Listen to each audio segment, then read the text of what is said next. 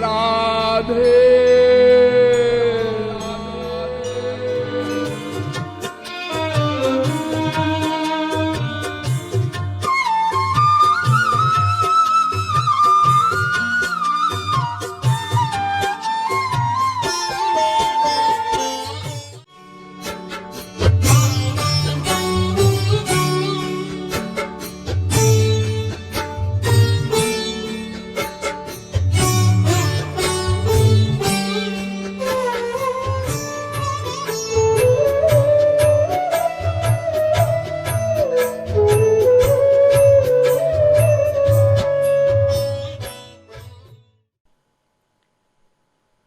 कभी भूख लगती है तो आपको सूखी रोटी भी अच्छी लगती है, और जब पेट भरा हो और आप मीठा भी खा चुके हो, कोई बढ़िया ताज़ा रसगुल्ला भी रखे, रसगुल्ला खाओ तो 4 घंटे का बासी है।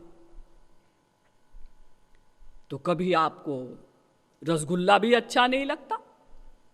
लेकिन सर्वत्र हम आनंद की ही खोज में लगे हैं। आप कहते हैं सोने में बड़ा सुख है, जब हम सोते हैं तो बड़ा आनंद मिलता है। ठीक है,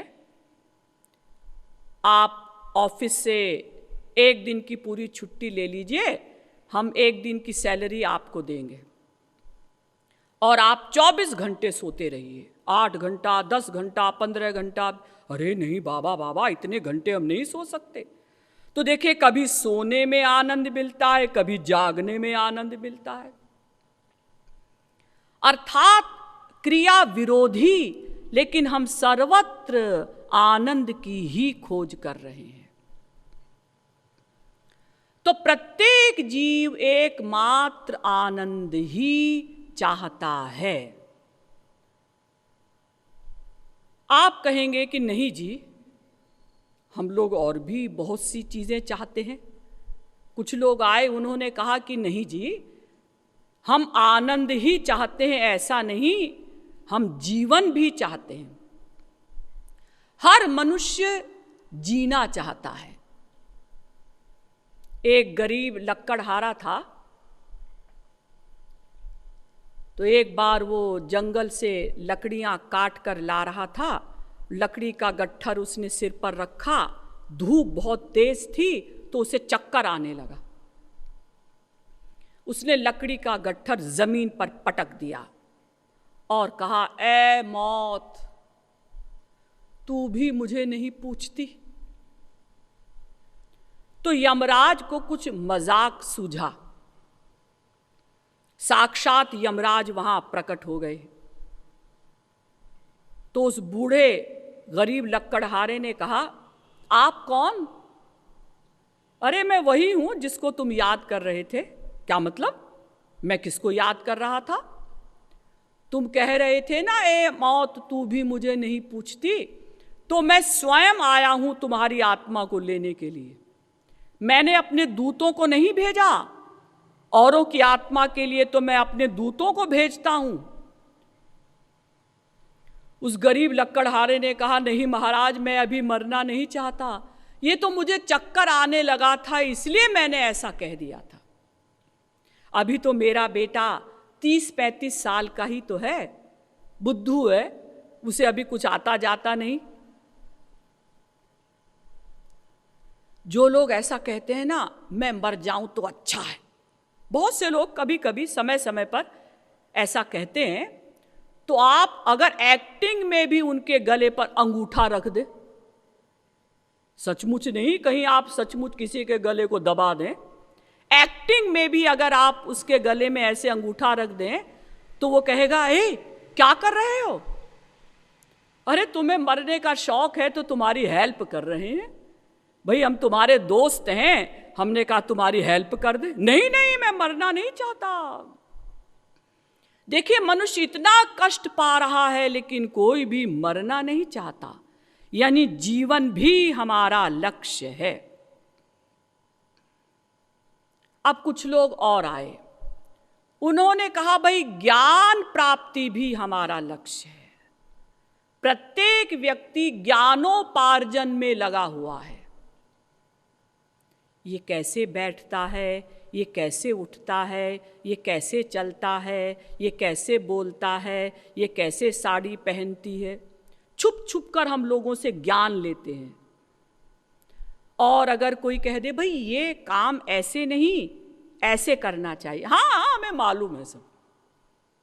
अहंकार के कारण हम ये स्वीकार नहीं करना चाहते कि हमने तुमसे कुछ ज्ञान प्राप्त किया है, लेकिन प्रत्येक जीव हर क्षण छुप छुप कर ज्ञानोपार्जन में लगा हुआ है, यानी ज्ञान प्राप्ति भी हमारा लक्ष्य है।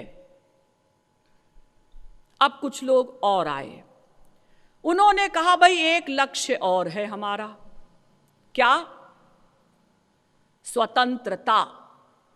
प्रत्येक जीव स्वतंत्र रहना चाहता है,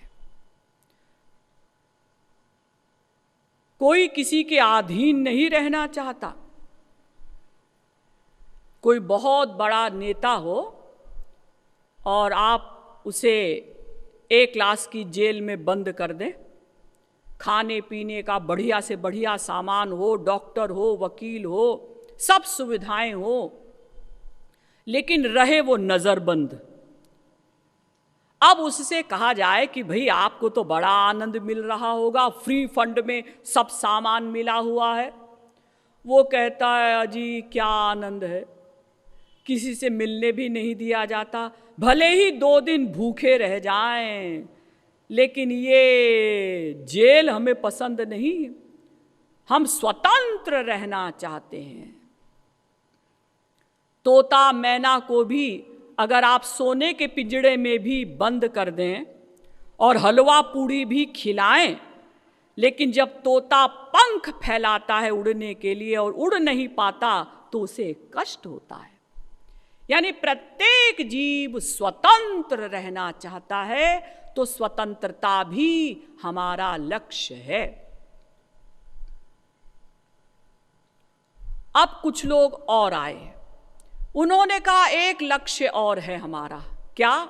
दूसरों पर शासन करना। हम चाहते हैं कि सब लोग हमारी बात माने, भले ही वो हमसे बड़ा ही क्यों ना हो। भले ही हम अपने पिता को ऐसा ना कह सकें ऑर्डर दे के कि हमारे लिए ये लाओ, पिताजी आपको अभी अभी फंड मिला है ना, तो मुझे एक स्कूटर दिलवा दीजिए। पिताजी ने कहा नहीं नहीं, फंड इसलिए थोड़ी मिला है कि स्कूटर लें, क्या जरूरत है स्कूटर की? अगर इस प्रकार से हम फंड को खर्च करेंगे तो सब खत्म हो जाएगा। तो बच्चा सोचता है मुझे भी क्या बाप मिला है, औरों के भी तो बाप हैं जो सब सामान दिलवाते हैं, एक हमारे पिताजी हैं कुछ सुनते ही नहीं है। यानी प्रत्येक जीव दूसरों पर शासन करना चाहता है, तो ये भी हमारा लक्ष्य है। आप कहेंगे कि वेदव्यास जी और वेद इत्यादि में तो ये कहा गया कि आनंद ही हमारा लक्ष्य है, लेकिन ये तो इतने सारे लक्ष्य और आ गए।